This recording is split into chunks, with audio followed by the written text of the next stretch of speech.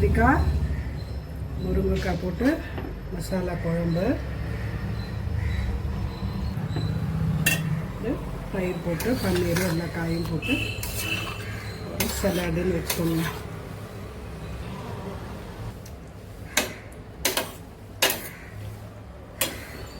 அச்சுதம் கேசவம் ராமநாராயணம் கிருஷ்ணதாமோதரம் வாசுதேவம் பஜே ஸ்ரீதரம் மாதவம் கோபிகா வல்லபம் ஜானகி நாயகம் ராமச்சந்திரம் பஜே அச்சுதம் கேசவம் கிருஷ்ணபா மாதவம் மாதவம் ஸ்ரீதரம் ராதிகா ராதிகம் ராதிகா ராதிகம். ஜெய் ஸ்ரீராம். இன்னைக்கு நம்ம வீட்டில் கத்திரிக்காய் முருங்கைக்காய் போட்டு ஒரு மசாலா கறி, அப்புறமா கேப்சிகம், ஆனியன், கேரட், பீன்ஸ், பன்னீர், கர்ட் எல்லாம் போட்டு ஒரு சைட் டிஷ் பார்க்கலாமா? இப்போது கத்திரிக்காய் முருங்கைக்காய்க்கு ஸ்டஃபிங்க்கு நான் ப்ரிப்பேர் பண்ணிக்கிறேன். அதுக்கு ஒரு கடாய் வச்சு எண்ணெய் விட்டுருக்கேன். எண்ணெய் சூடாகட்டும். இப்போது நான் எண்ணெய் சூடாகிருக்கு. இப்போ நான் இந்த வேர்க்கடலை பருப்பு இவ்வளோ போட்டிருக்கேன். அப்புறம் அது கொஞ்சம் நல்லா வறுபடட்டும். இது கொஞ்சம் போடுறேன். எனக்கு கொஞ்சம் நிறைய வேணும் இன்றைக்கி குழம்பு. இப்போ இதில் நம்ம கொஞ்சம் தனியா ஒரு தோராயமாக போடுறேங்க. இவ்வளோ போடுறேன். தனியாக போட்டுட்டு வறுத்துக்கலாம். ரொம்ப பொறுமையாக நீட்டாக வறுத்துக்கணும். இப்போ இதுக்கு நான் புளி வந்துட்டு ஊற வச்சுருக்கேங்க. நல்லா இவ்வளோ புளி 50 கிராமுக்கு மேலேயே இருக்கும் கொஞ்சம் புளி.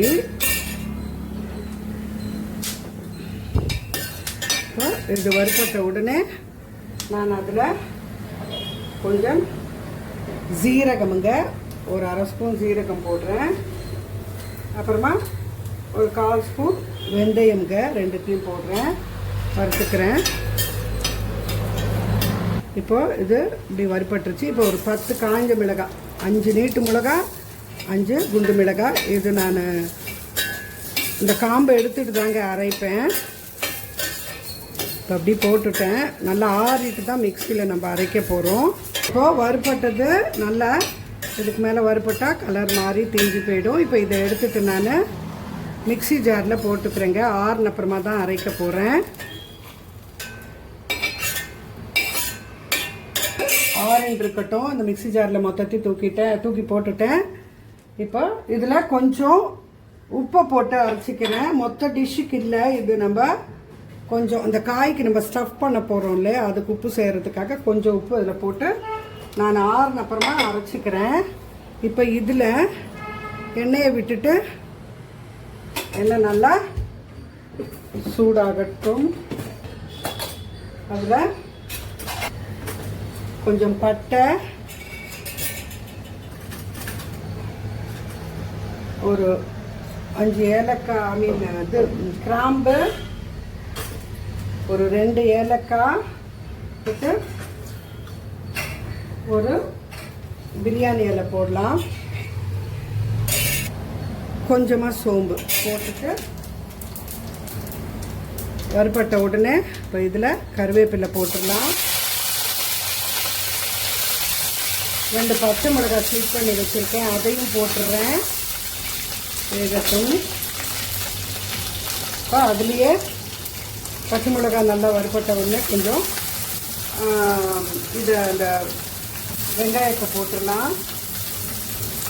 வதங்கட்டுங்க. நான் மூடி வச்சுட்டு கொஞ்சம் நேரம் கழிச்சுட்டு காட்டுறேங்க உங்களுக்கு.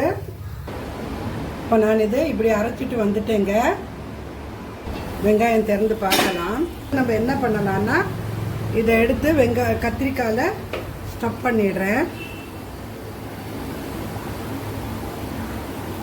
அரைச்சதை நான் முருங்கைக்காயெல்லாம் போட மாட்டாங்க, இது எண்ணெய் கத்திரிக்காய் பண்ணுவாங்க இல்லையா. ஆனால் நான் முருங்கைக்காய் 2 போடுறேன். இதில் இது மாதிரி எல்லாத்தையும் ஸ்டஃப் பண்ணிக்கலாம். நான் மொத்தத்தையும் பண்ணிவிட்டு காட்டுறேன். இப்போ இவ்வளோ தாங்க நம்மளுக்கு கத்திரிக்காய் இருக்குது. இது எல்லாத்துக்கும் ஸ்டஃப் பண்ணிவிட்டேன். வச்சது அப்படியே வச்சுருக்கேன். இப்போ வெங்காயம் நல்லா இந்த அளவுக்கு வதங்கி நல்லா இறங்கி வந்திருக்குது. இது வெங்காயம் வந்து எண்ணெயில் நல்லா வதங்கி அது அந்த அந்த இதோட ஒட்டி இருக்கணுங்க, அந்த மசாலாவோட. அப்போ தான் இது நல்லா டேஸ்ட்டு. வதங்கிடுச்சு. இப்போ நான் இதில் தக்காளி நான் வந்து ஒரு நல்ல ஒரு ஒரு 3 மீடியம் சைஸ் வெங்காயம் கட் பண்ணி வச்சுங்க மெலிசா. அதே மாதிரி 2 பெரிய தக்காளி, புளியும் ஊற்ற போகிறோம், புளியும் கரைச்சி ஊற்ற போகிறோம் இல்லையா. அதனால் பார்த்துக்கிட்டு பண்ணலாம். நான் புளியிலேயே உப்பு போட்டு ஊற வச்சுருக்கேன். வதக்கிக்கலாம். இப்போது இந்த அளவுக்கு வதங்கின உடனே இஞ்சி பூண்டு பேஸ்ட்டு நான் இது கொஞ்சம் இந்த பன்னீர் டிஷ்ஷுக்கும் கொஞ்சம் எடுத்து வச்சுக்கிறேங்க. கொஞ்சமாக போட்டுட்டு நல்லா வதக்கிக்கலாம். இப்போ இஞ்சி பூண்டு இப்படி வதங்கின அப்புறமா இந்த மொத்தத்தையும் இப்படி போட்டுடலாம் கத்திரிக்காவை.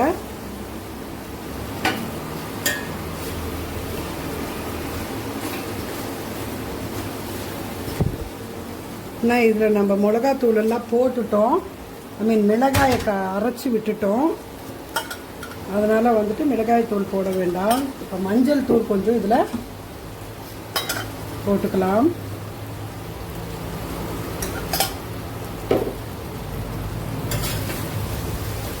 இதில் நிறைய வெரைட்டிஸ் பண்ணுவாங்கங்க கத்திரிக்காயிலேயே. இந்த ஸ்டஃப்ஸே நிறைய. நான் இன்றைக்கி நான் நார்மலாக எப்படி பண்ணுவேன்னா அப்படி பண்ணுறேங்க. இப்போ இதுலேயே நான் முருங்கைக்காவும் போட்டுடுறேங்க. கட் பண்ணி வச்ச முருங்கைக்காவும் இது போட மாட்டாங்க, நான் போட்டிருக்கேன். நல்லா தான் இருக்கும், ஒன்றும் பெருசாக டிஃப்ரென்ஸ் தெரியாது. வதக்கி விட்டுடலாம்.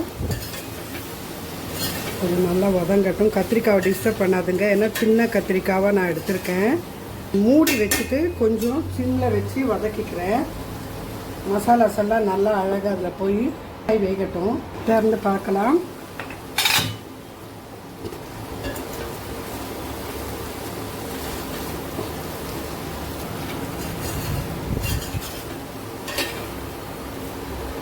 இப்போ என்ன பண்ணுறேன்னா, இந்த மிக்சியில் பேலன்ஸ் இருக்குல்ல, இதுதாங்க நம்ம கலந்துக்கிறதுக்கு கிரேவி. அதை அப்படியே இதில் தூக்கி போட்டுடலாம். வதக்க வேண்டிய அவசியம் இல்லை, ஏன்னா நம்ம ஆல்ரெடி இது நல்லா வறுத்து தான் இதை நம்ம அரைச்சிட்டு வந்திருக்கோம். சும்மா அப்படி மேலாக்க போட்டுட்டு வச்சுருக்கலாம். போட்டுட்டு லேசாக காய் வந்து டிஸ்டர்ப் பண்ணாமல், அதாவது கத்திரிக்காய் அப்படி பிரிஞ்சு வராத பத்திரமா இதை இது பண்ணிக்கலாம். மிக்ஸி ஜாரில் தண்ணி வந்துட்டு நான் அது ஊற்றி மிக்ஸ் பண்ணிட்டு வந்திருக்கேன். அதை அப்படி ஊற்றிடுறேன். இன்னும் புளி தண்ணி ஊற்ற போகிறோங்க. கொஞ்சம் அப்படி வேகட்டும். இப்போ இப்படி அது வெந்துட்டுருக்கட்டும். புளியை கரைச்சிட்டு ஊற்றிடலாம். நீங்கள் தண்ணியாக வேணுமென்னாலும் வச்சுக்கலாம். இது அப்படியே கிட்ட வந்து நல்லா அந்த காயோடு ஒட்டுற மாதிரி கூட அது வரைக்கும் கூட நீங்கள் வேக வச்சுட்டு இது பண்ணிக்கலாம். இல்லை கொஞ்சம் செமி லிக்விடாக வேணும் அப்படின்னாலும் அப்படியும் இது பண்ணிக்கலாம். புளி தண்ணியை விடுறேன். அது உங்கள் ரெக்குவயர்மெண்ட்டு தாங்க. எப்படி இருந்தாலும் நல்லா தான் இருக்குங்க. கெட்டியாக பண்ணிங்கன்னா மெஷர்மெண்ட்ஸ் எல்லாம் இதே தான். கெட்டியாக பண்ணிங்கன்னா அது அதாவது எப்படி நம்ம தொகையெல்லாம் வச்சு சாப்பிடுவோம் அந்த மாதிரி அந்த இதை தொக்கை எடுத்து சாப்பிடணும். இப்படி பண்ணுறச்சு கொஞ்சம் லிக்விட் அந்த தோசை, இட்லி, சப்பாத்தி எல்லாத்துக்கும் போட்டுக்கலாம். இதுக்கும் போட்டுக்கலாம். நான் ரொம்ப தண்ணியாகவும் வைக்க போகிறதில்ல, தொக்கு மாதிரியும் வைக்க போகிறதில்ல. இந்த பிளேட்லேயும் கொஞ்சம் தண்ணி விட்டுட்டு வந்துடுறேங்க. ஊற்றிடுறேன். ரொம்ப ஹையாக வச்சிடாதுங்க, கொஞ்சம் மீடியமில் வச்சு வெந்துட்டு வரட்டும். இப்போலாங்க நான் கொஞ்சம் கொத்தமல்லி வாஷ் பண்ணி வச்சு வந்திருக்கேன். போட்டுருக்கேன். இல்லை கத்திரிக்காய் என்னமோ வெந்துருச்சுங்க. முருங்கைக்காவை பார்க்கலாம். தெளிக்கும் கொஞ்சம் குறைச்சிக்கலாம். முருங்கைக்காய் இன்னும் வேகணுங்க. இப்போது இதை நான் சிம்மில் வச்சுட்டு அந்த ஸ்டவ்வில் வச்சுட்டு மெல்லமாக வெந்துட்டுருக்கட்டுங்க. நம்ம பன்னீர் பண்ணிக்கலாம். இப்போது இந்த கடாய் சூடாகட்டும். பன்னீருக்கு இது யூஸ்வலாக நான் பண்ணுறது தான். பட் இன்றைக்கி கொஞ்சம் நான் என்ன பண்ணிட்டேன்னா, கொஞ்சம் கேரட்டு கொஞ்சம் பீன்ஸு இருந்தது. இதை நான் கலந்து எப்பவுமே பண்ண மாட்டேன். ஆனால் இன்றைக்கி கொஞ்சம் பண்ணியிருக்கேன். பார்க்கலாம். அதே ப்ரிப்பரேஷன் தான் முன்னாடி இதில் பட்டர் போட்டுக்கிறேங்க. நான் உங்களுக்கு ஆல்ரெடி சொல்லியிருக்கேன், இந்த டிஷ்ஷுக்கு வந்துட்டு பட்டர் கர்டு இது 2 தான் நிறைய போட வேண்டிய ஒரு இது. அப்புறம் தயிர் வந்து ஃப்ரெஷ்ஷாக இருக்கணும். அதை கலந்து விடலாம். ஏன்னா இந்த மசாலா போய் அடியில் நின்றுடக்கூடாது. அப்புறம் கீழே வரைக்கும் தீஞ்சிட போகுது. அதை மூடி வச்சிடுறேன். நான் வந்து மீடியமில் தான் வச்சுருக்கேன். இன்னும் கொஞ்சம் குறைச்சி தான் வச்சுருக்கேன், மீடியமுக்கும் குறைச்சி. ஸோ இந்த பட்ரு இப்படி வருது. அது கொஞ்சம் நான் முன்னாடி பண்ணதுக்கு கொஞ்சம் நான் அதில் வந்து இஞ்சி பூண்டு பேஸ்ட்டு அதெல்லாம் எதுவுமே போடலை. எதுவும் நான் இந்த பட்டர்லேயே இஞ்சி பூண்டு பேஸ்ட்டு இது கொஞ்சம் தண்ணியாக ஆயிடுச்சு. பேஸ்ட்டு கெட்டியாக இல்லை. மிக்சியில் அரைக்கிறது கொஞ்சம் தண்ணி போட வேண்டியதாக போச்சு. இந்த பச்சை வாசனை போகட்டும்.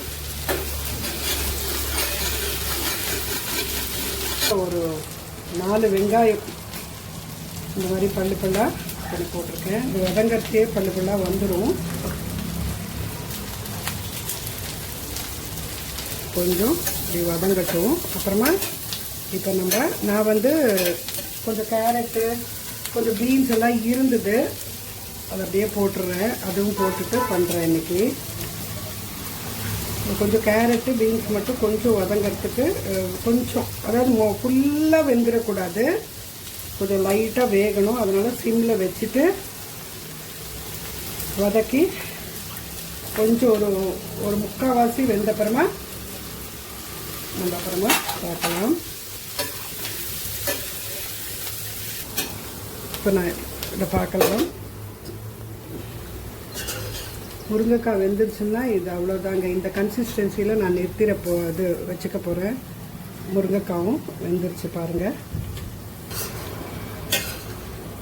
இப்படி கலக்கி விட்டுட்டு மல்லி ஃப்ரெஷ்ஷாக இல்லை மல்லி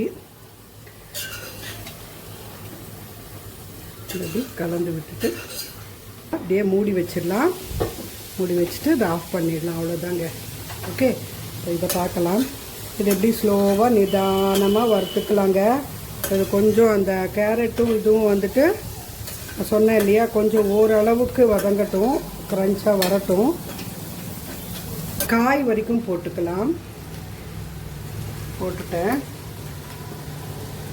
நான் வந்து தயிர், நான் கெட்டி தயிர் நான் கடையில் தாங்க வாங்கினேன். அந்த புளிச்சு போயிருந்தது, அதை கலக்கி வச்சுருக்கேன். இந்த தயிர் பத்தாததுக்கு நான் உர விட்டுருக்கேன். அது உர ஆகலைன்னா கூட அந்த பால் அப்படியே விட்டுட்டோன்னா நம்ம ஒரு 2 ஹவர்ஸுக்கு அது நல்லா இதுலேயே வந்து உர ஆகிடும், நல்லாயிருக்கும் ஸ்வீட்டாக. இப்போ இதில் கேப்சிகம் போட்டுடுறேன் மேலாக்கு. அப்படி இதோட ஈரத்தோட அந்த அந்த இது நல்லா இதாகட்டும், வேகட்டும். நான் அதை அப்படி இதே மூடி வச்சிடுறேன். ரொம்ப சிம்மில் தாங்க வச்சுருக்கேன். நான் நல்லா சிம்மில் வச்சுட்டேன். திறந்து பார்க்கலாம். இது இப்போ கலக்கி விட்டேன். நான் லாஸ்ட் டைம் பண்ணப்போ பட்டரில் மிளகாய் தூள் போட்டு இது பண்ணேன். இந்த வாட்டி கொஞ்சம் வேறு மாதிரி பண்ணுறேன். அவ்வளோதான்.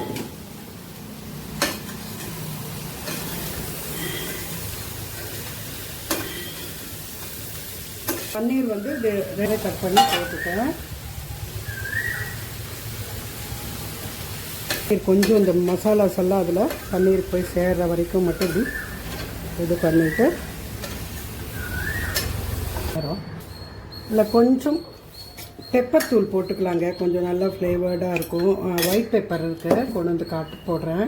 ஏன்னா மிளகாய் தூள் பெப்பர் ஒயிட் பெப்பருங்கிறது போடுறேன். மிளகாய் தூளை விட கொஞ்சம் இந்த ஒயிட் பெப்பர் இருக்கிறது கொஞ்சம் நல்லாயிருக்கும். கொஞ்சம் கசூரி மேத்தி போட்டுறேங்க. ஆஃப் பண்ணிவிட்டு ஆற வச்சுக்கலாம். இது ஒரு வேரியேஷன் பண்ணிவிட்டு நம்ம பண்ணிக்க வேண்டியது தான். இப்போ லைட்டாக கொஞ்சம் ஆரம்பிச்சு இப்போ நான் இதில் கொஞ்சம் தயிர் போட ஆரம்பிக்கிறேன்.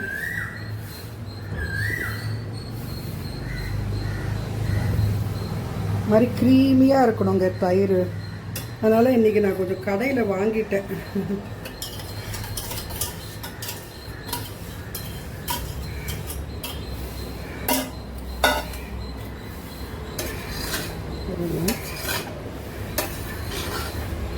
அந்த ஃப்ளேம்ஸோடு நம்ம போட்டால் தான் தயிர் டேஞ்சரு.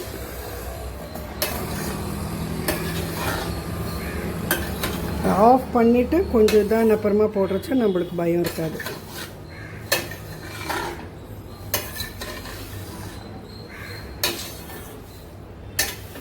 இது சும்மா இந்த வெயிலுக்கு கொஞ்சம் சாலட் மாதிரி நல்லாயிருக்கும். அதில் கொஞ்சம் வெஜிடபிள்ஸ் எல்லாம் மிக்ஸ் பண்ணிக்கிட்டு சாப்பிட்றச்ச அது ஒரு இது. அவ்வளோதான். இல்லை நான் உப்பெல்லாம் பார்த்துக்கிறேன்.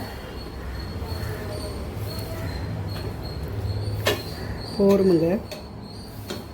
கொஞ்சம் பட்டர் போட்டால் நல்லாயிருக்கும். கொஞ்சம் உப்பு போடலாங்க. உப்பு கம்மியாக இருக்கிற மாதிரி இருக்குது. பட் இது வந்துட்டு ரொம்ப காரம் இல்லை. உங்களுக்கு ரொம்ப காரமாக வேணும்னா நிறைய மிளகாய்த்தூள் எல்லாம் போட்டுக்கோங்க. எதுவுமே நம்ம போட்டுக்கிற இது தானே. நம்மளுக்கு காரமாக தேவைன்னா காரமாக போட்டுக்கலாம். மோர் குழம்புல இது ஒரு வெரைட்டி மோர் குழம்புன்னு நினச்சிக்கோங்களேன். அவ்வளோதான். இதை ஆனால் இது பண்ணிவிட்டு அப்படியே கார்த்தால பண்ணிவிட்டு மத்தியானம் சாப்பிட்றது, மத்தியானம் பண்ணிவிட்டு நைட்டுக்கு சாப்பிட்றது, இந்த வெயில் காலையில் இது பண்ணிங்கன்னா இந்த தயிர் புளிச்சு போயிடும். சுத்தமாக நல்லா இருக்காது. அதனால் ஒரு சாப்பிட்றதுக்கு ஒரு ஜஸ்ட் ஒரு 1/2 hour முன்னாடி, அப்போ தான் 1/2 hour முன்னாடின்னா தான் நம்மளுக்கு வந்துட்டு அந்த மசாலாஸ் எல்லாம் இறங்கி இருக்கும். அண்ட் ஃப்ரெஷ்ஷு தயிர் ஞாபகம் வச்சுக்கோங்க. எப்போவுமே ஃப்ரெஷ் தயிர் தான் நீங்கள் இதுக்கு விடணும். மோஸ்ட்டு ஒரு லிட்டர் பால் காய்ச்சின தயிர் எவ்வளோ இருக்குமோ அவ்வளோ போட்டேங்க.